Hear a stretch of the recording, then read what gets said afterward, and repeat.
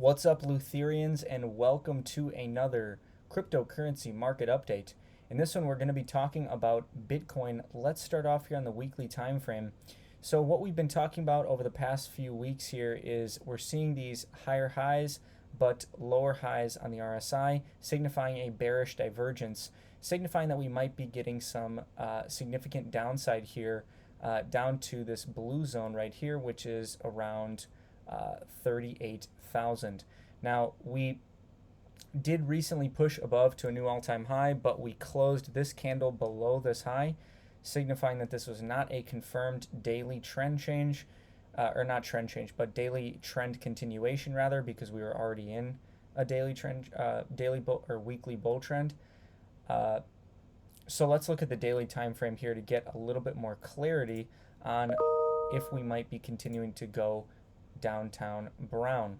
So on the daily time frame, something I talked about yesterday was this daily candle close right here.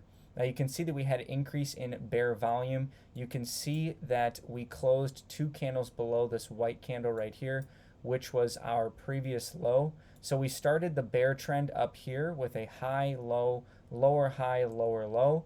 We came up, we rejected off of this white candle right here. We pushed down, two candle closes below this white candle. Now this is a daily resistance zone. This is something I talked about yesterday.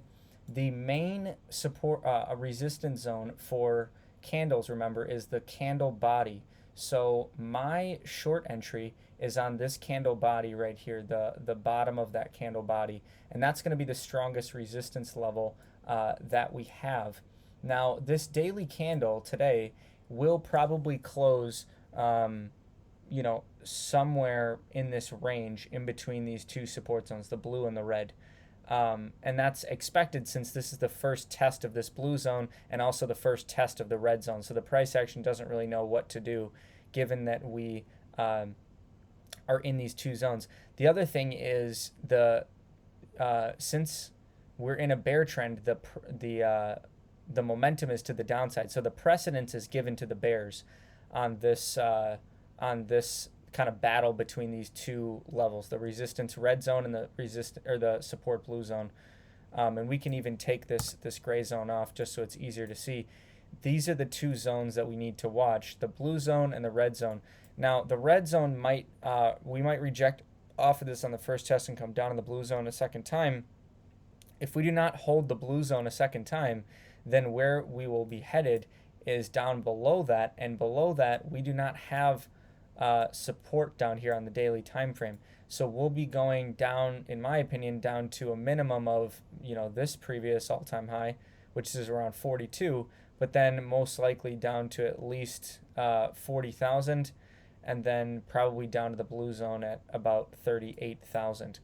Now we're not quite there yet, and we're having a bounce in price today, but let's look at the lower term time frames to get a little bit more clarity. So on the 12-hour time frame, we had this push up in price right into the red zone, but you can see that this candle closed below that red zone, signifying that there was sell pressure once we rose into this level. It also is important to note that we have had significant sell pressure on this push down. So a push back into this zone, if we look at the 6-hour time frame, is going to be a significant resistance level. This is something that I pointed out yesterday, was this black candle right here. So we changed the trend on the 6-hour time frame to be bullish right here. So we had a low, high, higher low, higher high. And then once we had these two candle closes above the high right here, this should have acted as support, but it did not. And it acted, we pushed right through it and closed below it. So now what we did was we pushed down right here, had an increase in sell volume, and then right here we had some stop losses for people that went short right here. So we pushed above right here, we went right into this gray zone, and we closed back below the red zone and that low. So that is a very good sign for the bears if you're going short on this level, which I personally am. Now, I'm fine if we go up on this next 6-hour candle and go above this high and go into the body of this candle where my last short entry is. because then I'll get a better fill. My stop loss is above the high of this 6-hour candle because we should not go above that on the first test of that, which we have not, that we're still on the first test of it because we have not come down and formed a high yet. We did not break the low of this candle, signifying that this is a high just yet.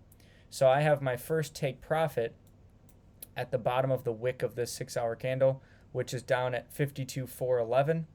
And then from there, the primary target of this trade is going to be this untested support zone down here, which is on the 12-hour time frame, which is this black candle right here, and that's down at 49,200. So that's the next main support level if we push through this black candle support level right here, the purple zone.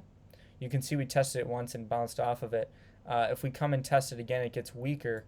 So I would anticipate at least one push into this level before, if we are going to push through this red zone, we'll have to go down first. Now, I could be mistaken. We could somehow push right through this zone on the first test.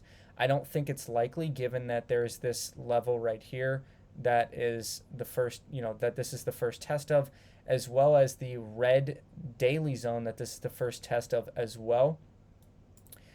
We also have, if you look at the Ichimoku cloud on the lower term time frames, we're starting to get to bear territory here.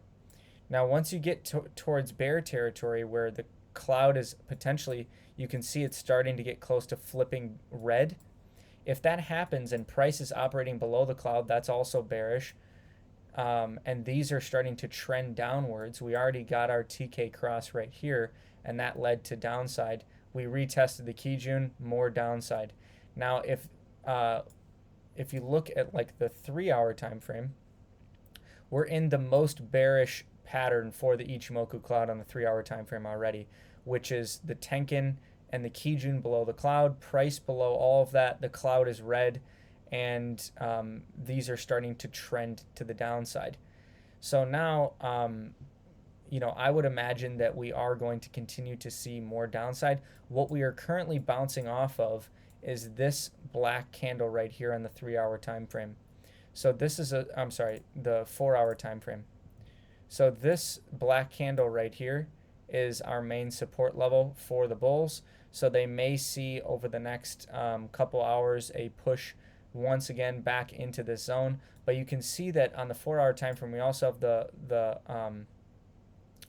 outer edge of the cloud, which is going to act as resistance, and that's inside of this gray zone as well, and that's at about 54,081 is where it's at, and that's flat. So that'll act as resistance as well. So even if we do form a higher low right here and come above, it'll probably just be to wick above this previous high, get the people that put their stop loss above that high again, and then reject off of this for the real rejection to push through this support zone.